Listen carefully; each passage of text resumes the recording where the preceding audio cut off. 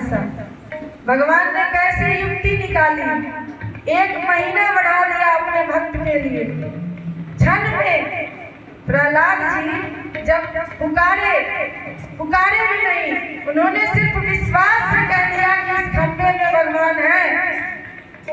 इतने विश्वास बोलते ही भगवान ने कितना प्रयत्न किया होगा, सोचिए, भक्तों के लिए 1 महीना बढ़ा दिया, अधिक मास। पहले तो 12 मास होते थे, 12 दिन और रात का समय छोड़कर संध्या का चयन किया। अपने आप को कितना भयंकर बनाया कि शरीर मनुष्यों का और सर सिंह का बना लिया। अपने नाखूनों को बढ़ाकर उसका हृदय विदीर्ण किया। तो क्या पल भर भी नहीं लगा। पल क्या, पल तो एक होता है जब पलक गिरता है, नियमित पल गिरने में उठने में जितना समय लगता है उसी को पल कहते हैं, निमिष। और उतने में भगवान ने इतनी रचना कर दी भक्तों के लिए। तो क्या भगवान महादेव को दिख नहीं रहा कि देवता संकट में है? जब प्रहलाद तो असुर कुल में थे, हिरण्यकश्यप के पुत्र थे, भक्त थे, उनके लिए जब निमिष मात्र में इतनी व्यवस्था कर देते हैं तो क्या देवताओं का कष्ट नहीं दिखता? उनको दिख रहा है। लेकिन देवता जब देव बन गए, उस दिन बताए थे कि स्वर्ग गाली है। देवता भी अमर नहीं है, देवता भी अमर नहीं है, ब्रह्मा जी भी अमर नहीं है, वो भी बदलते रहते हैं। सिर्फ जो परम सत्य हैं वो मेरे महादेव हैं, मेरे नारायण हैं। तो ऐसे नारायण को, ऐसे महादेव को देवताओं का कष्ट नहीं दिख रहा? दिख रहा है। लेकिन वो जानते हैं कि जितनी तपस्या करके तारकासुर ने वरदान प्राप्त किया, देवता मुफ्त में चाहते हैं। देवता मुफ्त में चाह रहे हैं कि हमारा सिंहासन बना रहे। अगर वो तपस्या कर रहा था, उस समय देवता जो अपने स्वर्ग भोगने में लगे थे, वो भी तपस्या में गए थे, तो ऐसी स्थिति नहीं आती। अगर एक बार धन कमा लिया जाए और उसी धन को फिर खर्च करते रहे तो गरीब होंगे कि नहीं होंगे? तो ऐसे ही देवताओं के साथ भी था। जब कोई उनसे ज्यादा तप कर रहा है, उस समय तो नहीं दिखता था। जब बल प्राप्त कर लेता था, जब आशीर्वाद देने की बात आती थी, फल प्राप्त करने की, तब उनको चिंता होती थी कि ये मेरा स्वर्ग ले लेंगे, इसलिए छिप जाता है। बार बार कोई भी ग्रंथ पढ़िए, जितने भी असुर हुए, सबका यही काम था ना कि वरदान लिए और स्वर्ग पर आक्रमण। पहला काम हर पुराण में आप यही सुनिए। तो देवता ब्रह्मदेव से विनती कर रहे हैं, तब ब्रह्मदेव ने उपाय बताया कि महादेव से जाकर विनती कीजिए, हमको कहने से कुछ नहीं होगा, क्योंकि वरदान सफल कौन करेगा? वरदान देना ब्रह्मदेव का काम है, लेकिन सफल तो करते हैं महादेव। तो जाके महादेव से विनती कीजिए। अब देवता उनको ढूंढने लगे, कैलाश पर गए हैं, महादेव भी नहीं, माँ भी नहीं, चारों तरफ घूमते घूमते थक गए, नहीं मिले। फिर से कैलाश आते हैं, नंदी से पूछते हैं, नंदी बताओ महादेव कहाँ है? नंदी बताओ महादेव कहाँ है? नंदी बताते हैं कि महादेव से कौन काम है, वो माँ के साथ घूमने गए। वो तो जानते हैं स्वभाव देवताओं का, स्पष्ट मना कर देते हैं कि नहीं, माँ से क्या काम है, महादेव से क्या काम है, वो यहाँ नहीं है।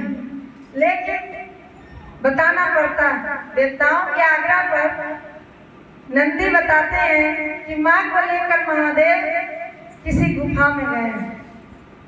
अब देवता तो देवता चतुर, पता लगा लेते हैं कि कहाँ महादेव गए हैं, और वहां जाकर फिर से विनती शुरू करते हैं। एक बार कामदेव के बस होने पर आए थे विनती करने, और आज फिर अपने स्वार्थ के लिए, आज फिर अपने स्वार्थ के लिए महादेव की विनती करने लगे। जोर जोर से पुकार रहे हैं, जोर जोर से स्तुति कर रहे हैं। महादेव की, माँ पार्वती की, भोलेनाथ की, मैया पार्वती की। फिर भी नहीं सुन रहे हैं। वे दोनों तो गुफा में जाकर तपस्या में लगे थे, उनकी बातों को ध्यान नहीं दे रहे हैं।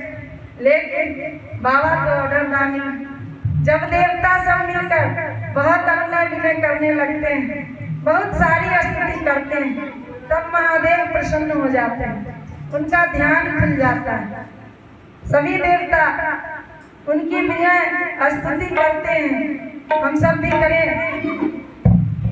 शंकर तेरी जटा से, बाबा तेरी जटा से बहती है गंगाधारा। शंकर तेरी जटा से बहती है गंगाधारा।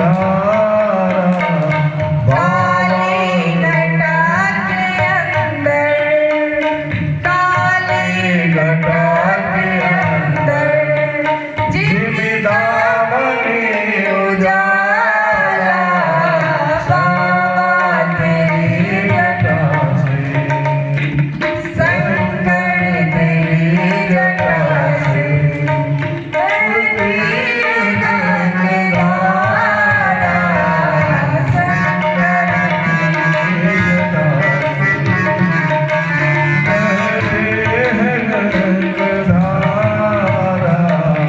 शंकर तेरी जटा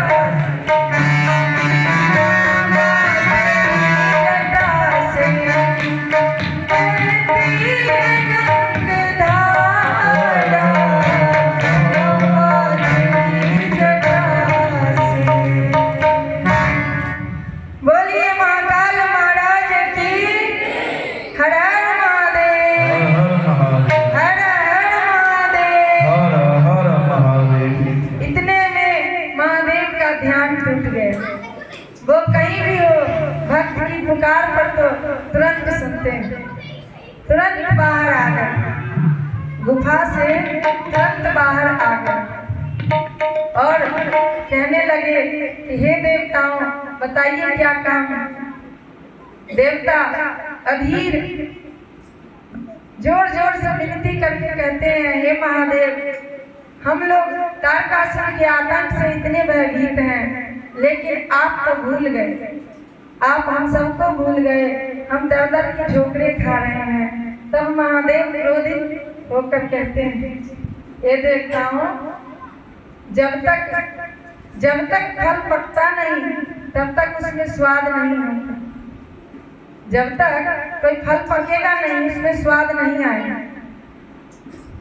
तो समय निश्चित होता है, हर चीज का समय निश्चित है।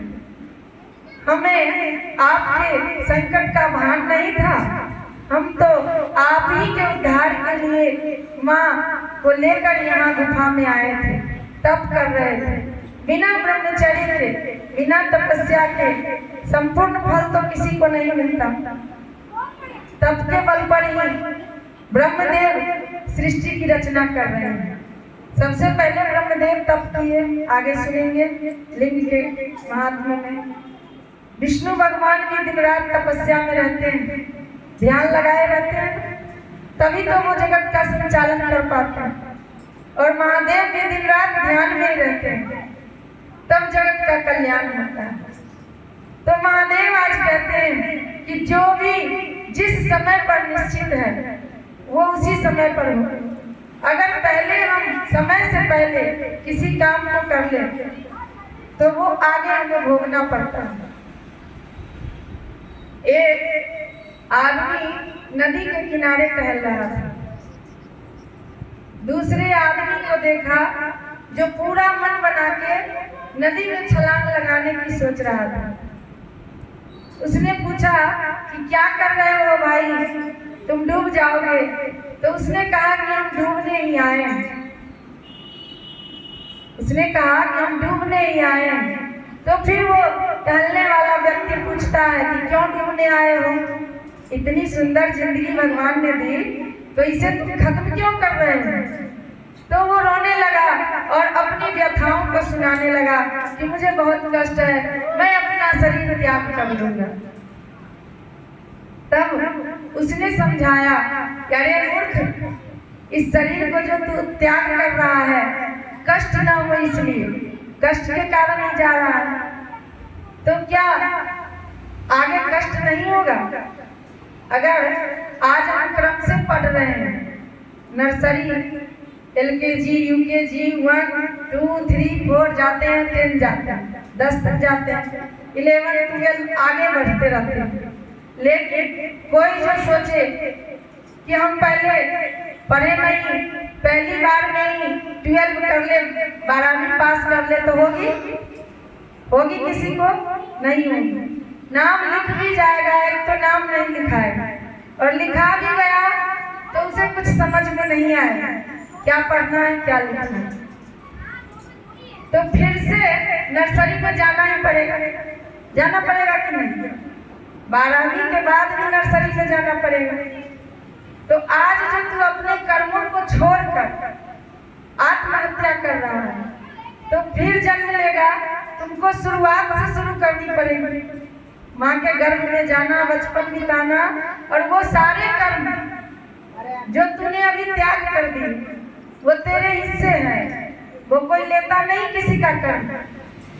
तो आज तू यहाँ से जा रहा है, फिर तुमको नर्सरी से शुरू करना पड़ेगा, अपना जीवन की नहीं करना पड़ेगा। और पढ़ रहे हैं तो हो सकता है कि 2 साल बाद हम ग्रेजुएशन कर ले, LLB कर ले, क्यों पढ़ना है, बढ़ते क्रम में करते चले जाएंगे। लेकिन छोड़ दिए तो शुरू से करना पड़ेगा। इसलिए अपने कर्मों को भोग, जो लिखा है तेरे भाग्य में उससे भगवान भी वंचित नहीं रहते हैं, देवता भी वंचित नहीं है। तो तू अपने कर्मों को भोग, तब वो आदमी रुका।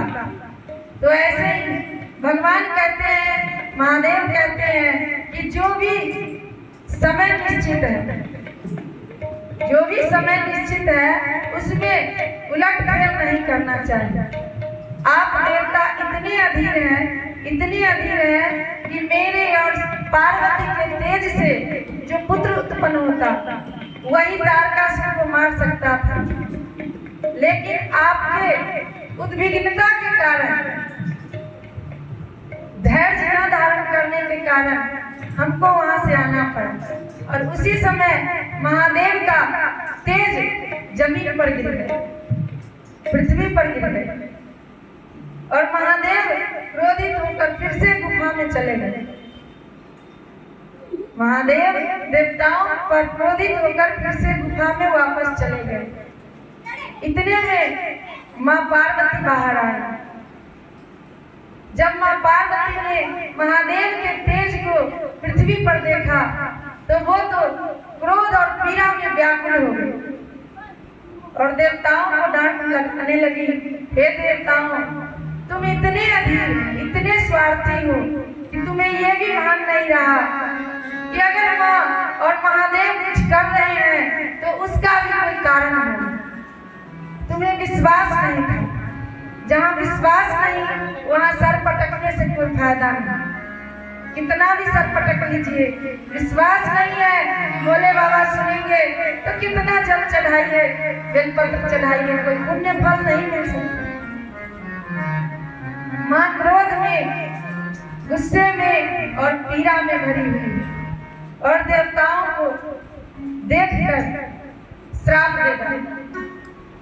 इधर जब पृथ्वी पर तेज गिरा है तो पृथ्वी व्याकुल हो गई उस तेज से। शिव के तेज को तो सिर्फ शक्ति ही सहन कर पाती है, शिव के तेज को सिर्फ शक्ति ही सहन कर सकती है। तो पृथ्वी माँ व्याकुल हो गई और देवताओं से विनती करने लगी थी कि हे देवताओं, शिव के इस तेज से मुझे बचाओ, मैं जल रही हूँ। तब देवताओं ने अग्निदेव को उस तेज को स्वीकार करने के लिए कहा कि अग्निदेव तो तेज स्वीकार कर सकते हैं।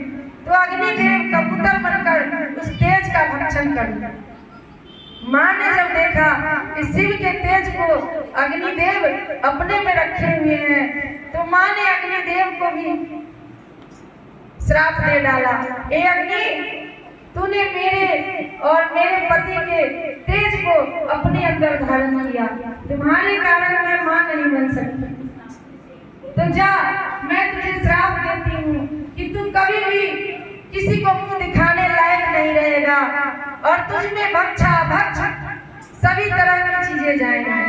तो अग्नि की धुआं चाहे घी से करे या किसी भी वस्तु से काली नहीं होती, काली फूट लगी ना अग्नि पर और अग्नि में हर तरह के चीज बनते हैं, सब जलता है, भोजन बनते हैं, जो ना योग्य है वो भी जलते हैं। गंदी चीजों को भी इकट्ठा करके लोग जला देते हैं और देवताओं को श्राप देते हुए कहती हैं कि हे देवताओं, आज आप सबके कारण मैं मां नहीं बन सकती, तो आज से कोई भी देवांगना कभी भी मां नहीं बन सकती। सभी देवियां जो देवताओं की पत्नी हैं वो बांझ रही। क्रोध में मां ने ऐसा कह दिया, श्राप लग गया। लेकिन ये श्राप भी कहते हैं ना, माता पिता का श्राप भी कल्याणकारी होता है। किसी देवता को पुत्र पुत्री नहीं है, जो भी देव है उनको पुत्र पुत्री नहीं है, क्यों? माँ के श्राप के कारण। लेकिन उसका एक और भी कारण था जो महादेव ने निश्चित किया था। क्या जानते हैं? नहीं जानते। उसका एक कारण था कि कर्म फल, बताया ना उसने, कर्म के फल से लोग देवता भी बन जाते हैं। तो अगर देवता के पुत्र हुए तो स्वर्ग में भी वंश परंपरागत चली जाएगी। इंद्र के पुत्र ही इंद्र बनेंगे, सूर्य के पुत्र ही सूर्य बनेंगे, तो स्वर्ग में भी देवताओं की वंश परंपरा चलने लगेगी। किसी को कर्म का फल वहां नहीं ले जाएगा, जाने देगा। जिसका पुत्र है वो अपने घर में किसी को आने देगा? नहीं आने देगा।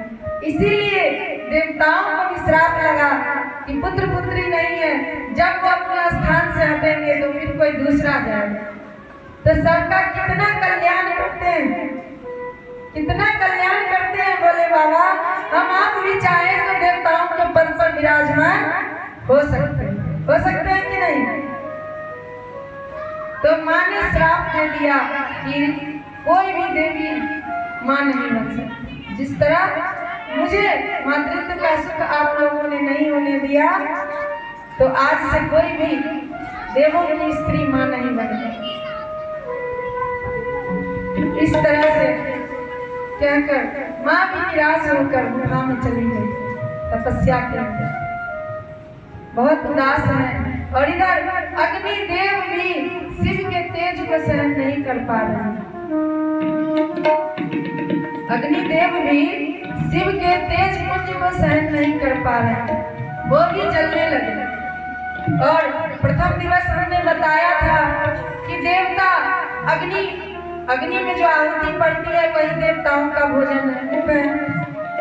तो देवता सब भी व्याकुल थे। अग्नि जो अपने में समाये वो सभी देवताओं में बांट दी, सबको चला गया, सब देवता जलने लगे। ऐसे में जाकर सब फिर से ब्रह्मदेव से विनती करते हैं। वो रास्ता बताते हैं कि जाओ, गंगा का जल शीतल है, गंगा में इस तेज को डाल दो। सभी देवता जाकर गंगा जी में उस तेज का वमन कर देते। थोड़ी देर तो गंगा जी में वो तेज रही, बहते बहते गंगा जी भी खौलने लगे। जब वो तेज गंगा जी में गई, माँ शक्ति के अलावा किसी में वो क्षमता नहीं जो महादेव की शक्ति को बर्दाश्त करे। तो गंगा जी खौलने लगी है। और इधर सुबह सुबह माघ का महीना है, सप्तऋषि की पत्नियां गंगा स्नान करने आए। जब सप्तऋषि की पत्नियां गंगा स्नान कर रही हैं, ठंड लग रही है, तो उन्होंने देखा कि गंगा में बड़ा भारी अग्निपुंज आ रहा है। सब देवियां कहने लगी कि इस ठंड में हम लोगों के लिए कहां से गंगा जी में इतनी तेज आ रही है, चलो अग्नि का सेवन कर ले। आग जला के सेकते हैं ना। सबसे बड़ी ऋषि वशिष्ठ की पत्नी अरुंधति, जानते हैं श्री राम के गुरु थे और गुरु माता माँ अरुंधति मना करती कि नहीं, गंगा में जल में कहीं अग्नि होती है, जरूर ये कुछ अलग चीजें हैं, मत जाओ। लेकिन तब तक वो तेज पुंज आगे आ रहा था। बाकी की 6 ऋषि पत्नियां उस तेज के सामने हाथ फैला दी। इतने में वो तेज उनकी रोम छिद्रों से उनके अंदर प्रविष्ट कर गया। वो तेज पुंज ऋषि पत्नी के अंदर प्रविष्ट कर गया। ध्यान से सुनिएगा, कोई भी घटना ऐसी नहीं जो अनहोनी हो। इसीलिए तुलसीदास जी कहते हैं कि अनहोनी होनी नहीं, होनी होए सो हो। अनहोनी होनी नहीं, होनी होए सो हो। तुलसी भरोसे राम के निर्भय हो के सो। जो अनहोनी है वो तो कभी हो नहीं सकती, और जो होनी है वो होकर रहेगी। देवताओं को लगा कि मैंने त्याग कर दिया, गंगा को लगा कि मैंने त्याग कर दिया, ऋषि पत्नी को लगा कि अपने आप मेरे रोम छिद्र में आ रहा है, लेकिन कुछ भी अनहोनी नहीं है। अब जो तेज अंदर गया, सभी स्त्रियां गर्भवती हुई। 6 ऋषि पत्नी गर्भवती हुई। सब माँ अरुंधति से विनती करने लगती, हे माँ, अब हमारा क्या हो? कोई पुरुष रखेगा ऐसी पत्नी को? वो तो सप्तऋषि। हे माँ, हम अपना मुख कैसे दिखाएंगे? हमें बताइए अब हमारा क्या होगा? तब अरुंधति कहती है कि मैं तो पहले ही मना कर रही थी, पानी में अभी नहीं है।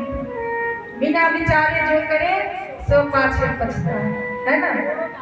तो माँ कहती है कि हम पहले ही मना कर रहे थे, लेकिन जब हो गया तो इसका भी कोई कारण होगा, चलो गंगा जी से ही पूछते हैं। गंगा जी से विनती करते हैं। माँ गंगा कहती हैं कि हे देवियों, ये साधारण तेज नहीं था जिससे मैं जल रही थी, आप लोग जल रहे हैं, गर्भवती हो गए हैं। ये महादेव और माँ पार्वती का तेज है। इसका उपाय यही है कि पर्वत पर जाकर इसको आप गर्भपात कर दो। सभी देवियां पर्वत पर जाकर उस तेज को, उस गर्भ को पात कर देते हैं। पर्वत भी हिलने लगता है। शिव के तेज से पर्वत भी हिलने लगता है। लेकिन आप सोचते होंगे कि माँ सती, सप्तऋषि की पत्नी भी सती है, सभी माताएं सती है, तो उनके साथ ऐसा क्यों है? जो बच्चे होते हैं बिना माँ पिता दोनों के मिलने से नहीं, माँ के भी रक्त चाहिए, पिता के भी रक्त चाहिए। इसलिए किसी स्त्री के शक्तियों को मिलाने के लिए उनका सदैव है, इसलिए उनके रोम छिद्रों में प्रवेश किया। अब वो पूर्ण हो गए, अब वो तेज भी पूर्ण हो गया। इसीलिए कहते हैं कि मातृशक्ति सबसे बड़ी शक्ति है। वो ऐसे ही शिव का तेज पुंज भटकते रहता जब तक माँ का शरीर न मिले। कितनी बड़ी हुई मातृशक्ति, हुई कि नहीं? तो सभी माताओं के लिए तालियां बजा दीजिए।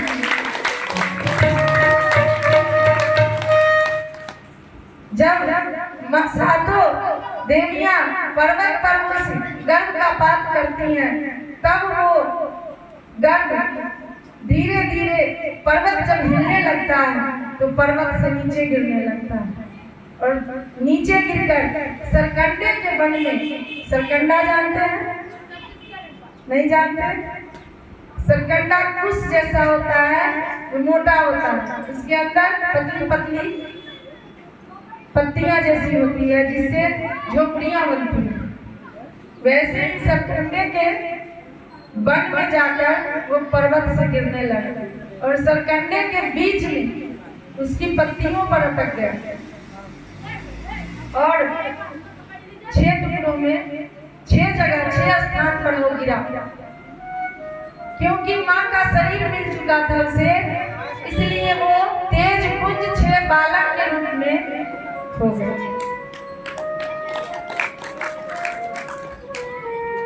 जब वो तेज पुंज बालक के रूप में हुआ, उसी समय नक्षत्र से कृत्तिकाएं घूमने आई थी। कृत्तिकाएं वहां घूमने आई थी। 6 कृत्तिका आपस में घूम घूम कर अपना मनोरंजन कर रही थी। बालक के रोने की आवाज सुनी, दौड़ कर घर गए।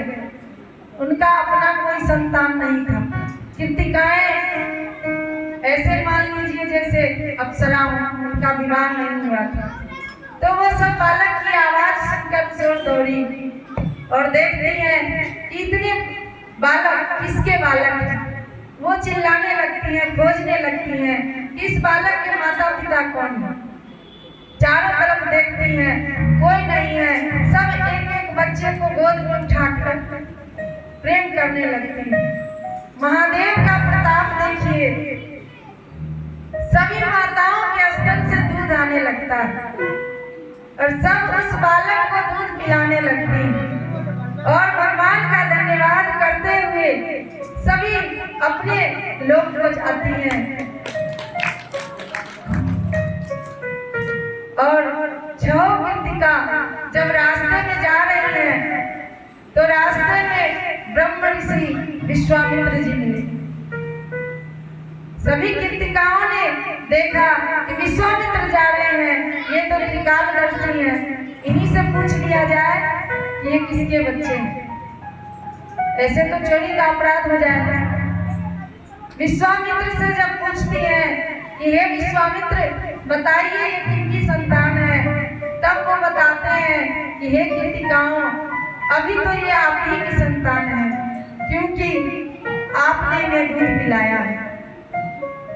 ऐसे ये महादेव और माँ पार्वती की संतान है, लेकिन इनका पालन आप ही को करना है। सभी कृतिकाएं बच्चे को लेकर अपने स्थान में जाती हैं। चूंकि कृतिकाओं ने उनका पालन किया, इसलिए उस बालक का नाम कार्तिकेय। बोलिए स्वामी कार्तिकेय भगवान की जय। कार्तिकेय भगवान की जय। जय। तो कार्तिकेय भगवान का इस तरह से जन्म हुआ। अब इधर कैलाश पर माँ बहुत दुखी रहती थी। कैलाश पर माँ बहुत दुखी रहते थे। कितना भी महादेव उनका मन लगाना चाहे, नहीं लग रहा है, हमेशा निराश ही रहते थे। तब एक दिन महादेव उनको बताते हैं, हे पार्वती, तू उदास मत हो, तुम्हारा पुत्र अभी भी इस संसार में है। तब माँ प्रसन्न हो जाती है और पूछती है कि कहाँ है मेरा पुत्र। महादेव उनको लेकर कृतिकाओं के पास जाते हैं। माँ को कार्तिकेय भगवान मिलते हैं। कार्तिकेय जी का एक नाम स्कंद भी है। कार्तिकेय का एक नाम स्कंद है, जिस कारण से माँ का नाम भी स्कंद माता पड़ा है। बोलिए स्कंद माता की, स्कंद माता की, स्कंद भगवान की। और वहां से लेकर अपने पुत्र को आते हैं। कृतिकाएं तो बहुत रोती है, लेकिन माँ कहती है कि हे कृतिकाओं, आपने मेरे पुत्र का लालन पालन किया, इसीलिए इनका सर्वप्रथम नाम कार्तिकेय ही रहेगा। आप ही के नाम से ये विख्यात है। तो कार्तिकेय भगवान कैलाश पर आए हैं। नंदी जी ने उनको शिक्षा दी। सभी देवता आकर कार्तिकेय भगवान का स्वागत समारोह करते हैं। सभी देवता कैलाश पर आकर कार्तिकेय भगवान का स्वागत समारोह करते हैं। सब अपने अपने अस्त्र शस्त्र भेंट करते हैं। सब अपने अपने अस्त्र शस्त्र भेंट कर देवताओं के सेनापति के रूप में कार्तिकेय को विराजमान करते हैं। और फिर देवासुर संग्राम शुरू होता है, जिसमें कार्तिकेय भगवान तारकासुर का वध करते हैं। बोलिए महादेव भगवान की, कार्तिकेय भगवान की, सब देवता की जय जय श्री सीताराम। तो ऐसे स्वामी कार्तिकेय जी के जन्म का प्रसंग श्री शिव महापुराण में वर्णन है। ऐसे तो बहुत विस्तार है इसमें, लेकिन पूरा विस्तार होगा तो एक ही कथा में पूरा 7 दिन निकल जाएगा, इसलिए संक्षेप में कहना पड़ता है। उसके बाद जब स्वामी कार्तिकेय तारकासुर का वध कर लेते हैं, फिर वो कैलाश का त्याग कर दक्षिण दिशा की तरफ जाते हैं। आज भी दक्षिण भारत में ही कार्तिकेय महाराज मुर्गन नाम से पूजे जाते हैं। दक्षिण भारत में कार्तिकेय भगवान ही पूजित हैं और उनका नाम मुर्गन है। फिर यहाँ कैलाश में माँ पार्वती और महादेव भजन करना, भजन सुनना और भजन में ही जीवन बिताना कर रहे हैं। सूत जी से प्रश्न करते हैं सनकादिक, हे प्रभु, आगे का प्रसंग बताइए कि कैलाश पर क्या क्या हुआ। और महादेव ने जब कार्तिकेय जी से तारकासुर का वध करवाया, तब उसके बाद जब वो भजन में लगे हैं तो आगे तो कुछ और होगा प्रसंग। तब सूत जी कहते हैं, हे सौनकादि, नारद जी का भी प्रश्न यही था ब्रह्मदेव से कि जो जो शिव की कथा है वो आप हमें सुनाइए। कैसे कैसे स्वामी गणेश का जन्म हुआ, श्री गणेश का जन्म हुआ। तो इनकी कथा कल सुनाएंगे, क्योंकि बीच में बहुत प्रसंग आता है लिंग की महिमा का वर्णन। तब नारद जी का प्रश्न है कि हे ब्रह्मा जी, पृथ्वी पर जो शिवलिंग की पूजा होती है, पृथ्वी पर शिव स्वरूप का पूजन तो नहीं होता, पूजन होता है लेकिन मंदिरों में शिवलिंग ही विराजमान रहते हैं। तो ये लिंग की स्थापना कहाँ से हुई? शिवलिंग की स्थापना कहाँ से हुई? तब ब्रह्मा जी बताते हैं कि हे नारद, ध्यान से सुनना, शिवलिंग आज से नहीं, अभी से नहीं, इनका न कोई आदि है न कोई अंत है। तब फिर से ब्रह्म जी सृष्टि के आनंद की चर्चा करते हैं। ब्रह्मा जी कहते हैं कि जब हमारी उत्पत्ति हुई थी, जब ब्रह्मा जी की उत्पत्ति हुई थी, ब्रह्मा जी ने चारों तरफ देखा, जल ही जल, कुछ भी नहीं था। तब ब्रह्मा जी पूछने लगे कि मैं कौन हूँ? कहीं से कोई आवाज नहीं आई, चारों तरफ देख रहे हैं तो जिस कमल पर विराजमान थे उसी कमल पर देखते हैं कि इसमें एक छिद्र है, बीच में रहता है ना, कमल के बीच में। ब्रह्मा जी उसी कमल नाल में प्रविष्ट हो जाते हैं, अंदर बाहर होते रहते हैं, लेकिन ना ही अंदर कुछ दिख रहा है ना बाहर कुछ दिख रहा है, जल ही जल है। जब कई वर्षों तक अंदर बाहर होते रहे, तब जोर से आवाज लगाई कि मैं कौन हूँ, मैं कौन हूँ? फिर भी कोई आवाज नहीं आ रही। तब वहां पर जो पर्वत थे उससे जल के गिरने की आवाज आई, टप टप टप, जल की आवाज टप टप होती है। ब्रह्मा जी को लगा कि कोई मुझे तप तप तप कह रहा है। ब्रह्मा जी ध्यान लगा तप करने लगे। जब कई कल्प बीत गए ध्यान करते करते,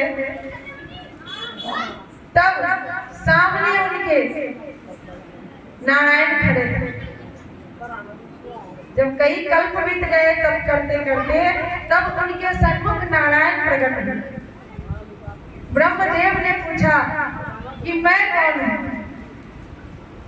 नारायण कहते हैं कि आप ब्रह्मदेव हो, आप ब्रह्मा हैं, मैंने आपको बनाया।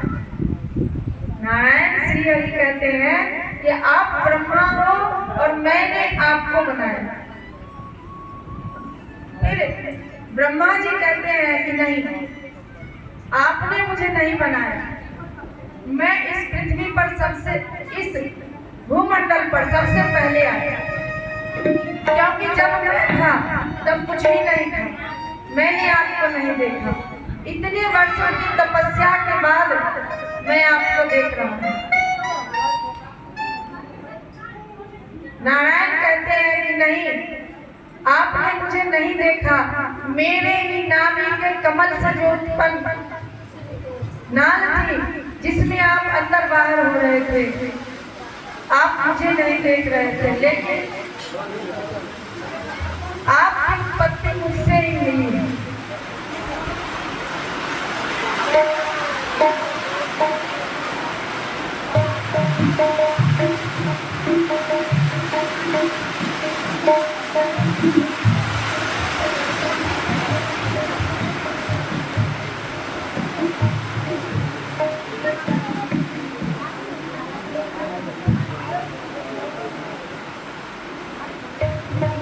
पानी की आवाज आ रही है।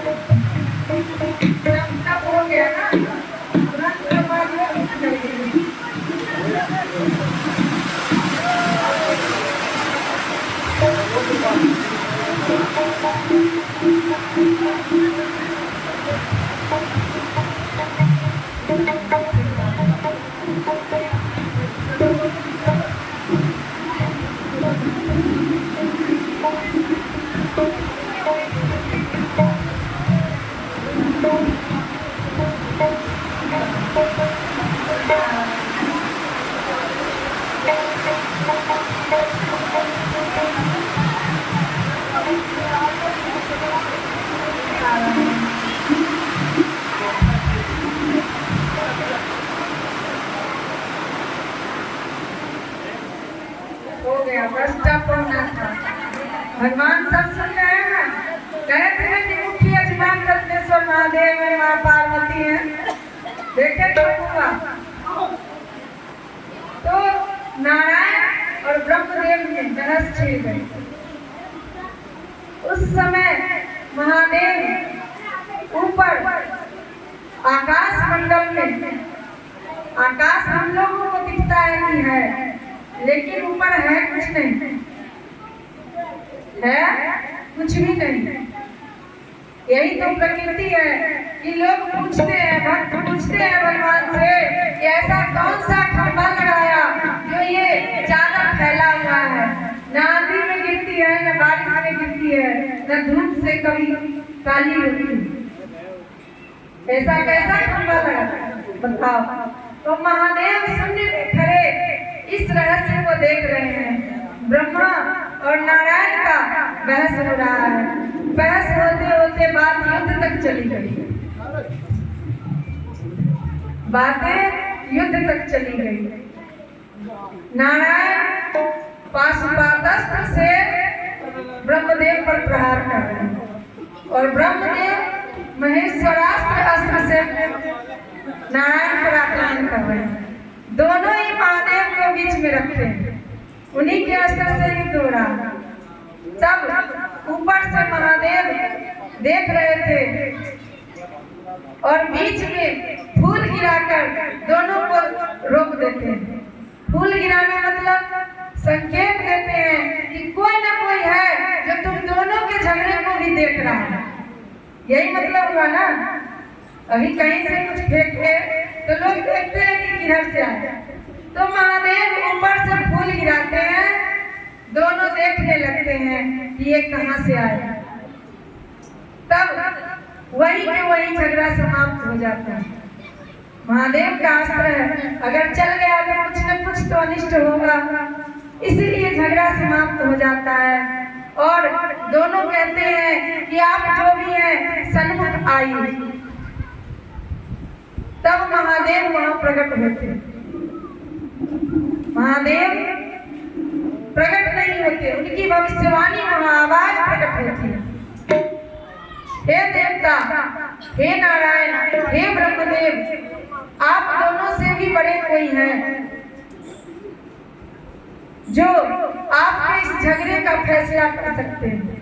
उसी समय एक भयंकर तेज पुंज प्रकट हुआ, एक भयंकर तेज पुंज प्रकट हुआ और आकाशवाणी में भगवान महादेव कहते हैं कि इस तेज को एक नीचे जाए और एक ऊपर जाए, पता लगाए कि इसका अंत कहाँ है, आरंभ कहाँ है।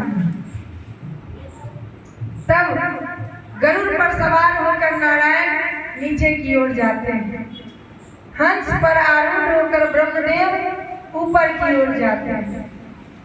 नारायण उस तेज पुंज के अंत को ढूंढते ढूंढते कई युग बीत गए, नहीं मिला तो वापस आ जाते हैं और मन में सोचते हैं कि शायद ब्रह्मा ही मुझसे बड़े होंगे।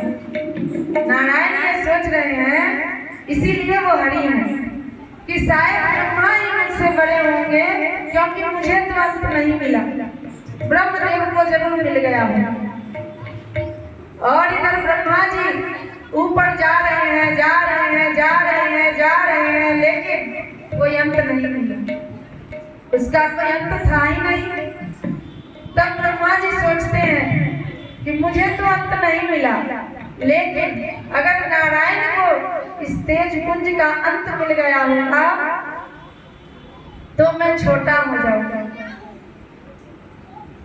अगर हमसे कोई श्रेष्ठ आ जाए, मेरे मन में लगता है कि अब तो मैं छोटा हूँ, लेकिन ऐसा होता नहीं। सब अपने अपने ज्ञान से बड़े हैं और छोटे हैं, अपने अपने लिए सभी अच्छे हैं, है कि नहीं? अभिमान आने पर बड़ा से बड़ा व्यक्ति भी सबसे छोटा हो जाता है। तो आज ब्रह्मदेव जी सोचते हैं कि हमें तो नहीं मिला 29 का, लेकिन कहीं नारायण को अगर मिल जाए तो मैं छोटा हो जाऊंगा। वहाँ केतकी के फूल मिले, ये भी महादेव की रचना थी। केतकी के फूल मिले, ब्रह्मदेव ने कहा हे केतकी, जब कोई तुमसे पूछे कि क्या इनको इस तेज के पुंज का आरंभ मिला तो बता देना कि हाँ, मेरे सामने में अंत हुआ था। मैं ब्रह्मदेव हूँ, मैंने तुम्हें बनाया है और आगे भी मैं ही तुम्हें पद प्रतिष्ठा दिलवाऊंगा, तुम मेरा ये काम कर दो। केतकी सोची कि इसी ने हमें बनाया है, मैं इनकी बात मान लेती हूँ। लोगों को भी ये रहता है कि हम खिलाते हैं, हम पिलाते हैं, हम पहनाते हैं, लेकिन सबको ये सोचना चाहिए कि कारण को सुख दुख कर दाता, निज कृत कर्म भोग सब भ्राता। लक्ष्मण जी कहते हैं जब राम जी बन गए हैं और जमीन पर पत्तल बिछाकर घास लगाकर सोए हैं और जानकी जी बगल में सोई हैं, तो उनके मित्र कहते हैं निषाद राज कि ये कैकेयी माँ कैसी दुर्बुद्धि, कैसी पापी है जो राम को वन भेज दी, जो ऐसे राम और सीता को वन भेज दी। तब लक्ष्मण जी कहते हैं उनको कि काम को सुख दुख कर दाता, निज कृत कर्म भोग सब भ्राता। कोई किसी को सुख नहीं दे सकता, कोई किसी को दुख नहीं दे सकता, सब अपने कर्मों का फल ही पाते हैं। और राम तो निज इच्छा से बन आए हैं, इनको कौन भेज सकता है।